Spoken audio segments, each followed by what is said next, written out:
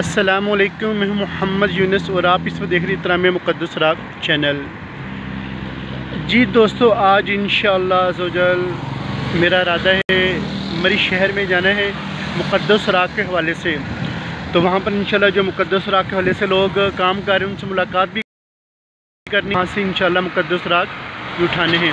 तो आप लोग भी जब भी कहीं भी जाएँ कोशिश किया करें मुक़द्दस राग की जो काम आपने करना है वो तो आपने हर हाल में करना ही करना है, साथ साथ मुक़द्दस राग भी ज़रूर उठाया करें।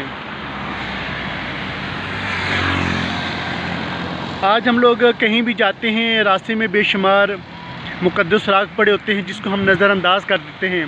हमें चाहिए कि हम वो मुक़द्दस राग उठा के अपनी दुकानों के अंदर रखें, अपने घरों के अंदर रखें और गुलाब की पत्तियाँ ख़रीद कर अल्लाह ताला के पाक और मुक़द्दस नाम के ऊपर डालें। इससे इंशाल्लाह कारोबार में और घर में बरकत होगी। तो चलते हैं मरी की तरफ, आइए।